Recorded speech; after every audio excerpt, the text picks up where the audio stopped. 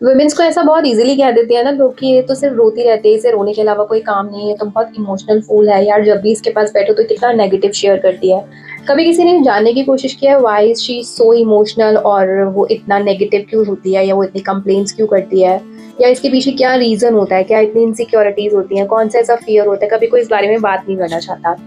So from my point of view, अगर मैं इस जर्नी को डिस्कस करूँ तो घर में वो सबसे ज़्यादा इग्नोर की जाती है। वो हर तरह का वर्क करती है, लाइक एक स्वीपर से लेकर एक वेटर, जिन लोगों को आप बाहर शायद कुछ भी नहीं समझते हो, आप बाहर जाते हो तो आप वेटर को कैसे ट्रीट करते हो, स्वीपर को कैसे ट्रीट करते हो, exactly the same thing happen with women in Holmes. कि वो कुछ भी कर ले तो अप्रिसिएशन तो उसे नहीं मिलता है। सेकेंड चीज़, वो उन सब छोटे छोटे कामों को करके, जो कि उसके लिए भी हो सकता है कि ये काम बहुत उसके लिए बड़ा हो, कि यार मैं किसी के बर्तन क्यों क्लीन करूँ, मैं किसी के कपड़े क्यों धोऊं, वो भी ऐसा सोच सकती है।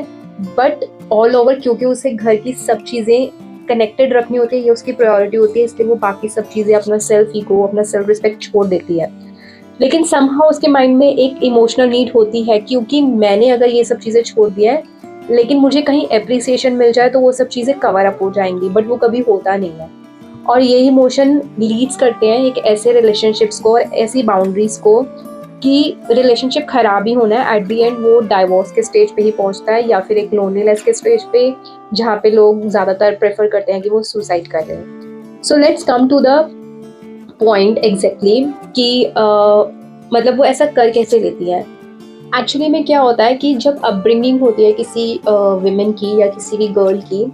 तो एक सेट ऑफ एक्सपेक्टेशंस होता है कि ये उसकी ड्यूटी है घर को बांध के रखना, घर की सारी रिस्पॉन्सिबिलिटीज़ को देखना, सबकी टेक केयर करना, सबके इमोशनल ट्रॉमास को भी सुनना,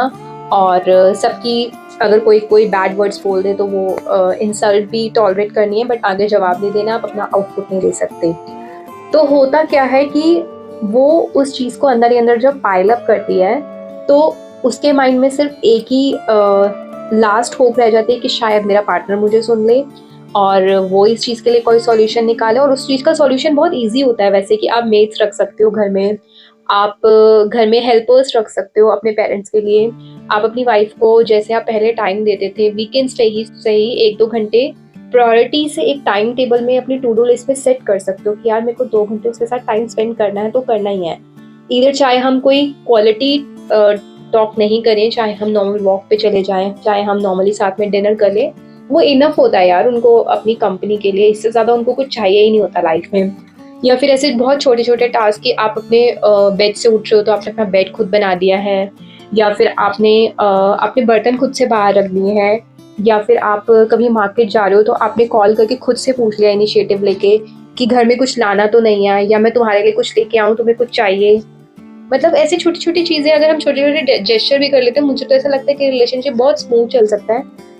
क्योंकि लोग इतने एफर्ट्स डालना नहीं चाहते, वो अपनी मेंटल हेल्थ को, अपने रिलेशनशिप को प्रायोरिटी नहीं देना चाहते। और मुझे ऐसा लगने लगा कि आज की लाइफ में ना लग्जरी रिलेशनशिप ही है, उन्हें बचाने के लिए जितना एफर्ट लगता है ना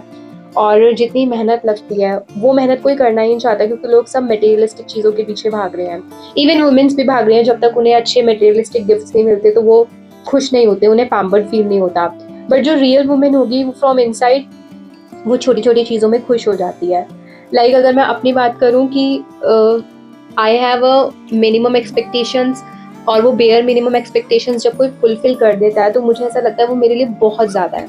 और जब वो बहुत ज़्यादा हो जाता है मेरे लिए, तो मैं उस बंदे को थैंक्स करते हुए नहीं थकती, मैं उस बंदे को अप्रिशिएट करते हुए नहीं थकती। और एट द एंड होता क्या है, फिर मेरा ही चीज़ें स्पॉइल होती है, मैं ही हर्ट होती हूँ, क्योंकि उसे तो ऐसा लगता है कि यार मैं अगर थोड़े से भी एफर्ट डाल दूँ ना तो ये तो उसमें ही खुश हो जाती है, तो इससे ज़्यादा कुछ करने की ऐसा मुझे कोई ज़रूरत नहीं है। तो मुझे अब ऐसा रियलाइज होने लगा कि नहीं, चाहे वो एक विमेन हो चाहे एक मेन हो, सब लोगों को, चाहे वो किसी भी एज ग्रुप में है, अपना एक स्टैंडर्ड सेट करना चाहिए। और वो स्टैंडर्ड ऐसा होना चाहिए कि किसी को अगर उस स्टैंडर्ड को मीट करना है तो उसे हर स्टेज पे या हर बार उतने ही एफर्ट डालने पड़े जितना उसने फर्स्ट टाइम डाले हैं। तो इससे आपकी इम्पोर्टेंस जो है ना वो बनी रहती है, और आपको भी कभी ऐसा नहीं लगता कि कोई आपको यूज़ कर रहा है, या आपका रिलेशनशिप बहुत सेल्फिश है या वन साइडेड है। तो ये जो चीज़ है ना, लोग ध्यान नहीं देते हैं, क्योंकि हमारा एक सेट पैटर्न होता है वो ये कि हम जो चीज़ें करते आए हैं, जैसे हम खुद हैं, हम उसी फिलॉसफी के साथ रिलेशनशिप्स को बिल्ड करते हैं, और अगर किसी नेक्स्ट रिलेशनशिप में जाते हैं ना, हम तब भी वही सेम चीज़ें कर रहे होते हैं, क्योंकि हमारी ह्यूमन टेंडेंसी, हमारा नेचर तो वही होता है।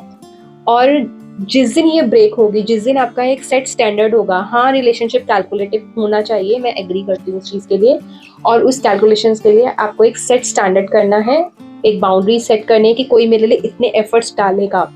तो ही मैं भी उसके लिए उतने एफर्ट्स डालूंगी, अदरवाइज मेरी तरफ से कोई एफर्ट्स नहीं डालने वाला इस रिलेशनशिप के लिए, या इस कंपेनियनशिप के लिए, या फिर इस फ्रेंडशिप के लिए। तो अगर हम ऐसा कर लेंगे तो आई होप हम रिलेशनशिप को बहुत अच्छे से बैलेंस आउट कर पाएंगे। ऐसा कभी भी नहीं होगा कि एक बहुत ज़्यादा कर रहा है तो सामने वाला बिल्कुल भी नहीं कर रहा है। आई होप ये जो सेट स्टैंडर्ड है ना, ये आपको भी बहुत हेल्प करेगा। और ये वीडियो अगर बहुत अच्छी लगी है तो शेयर कर देना, और नहीं अच्छी लगी, एवरेज लगी है, तो फिर भी लाइक बटन प्रेस कर देना, क्योंकि किसी ने अपना टाइम और एफर्ट्स डाला आप तक मैसेज पहुंचाने के लिए। तो I hope you understand this thing, और चैनल को सब्सक्राइब कर देना।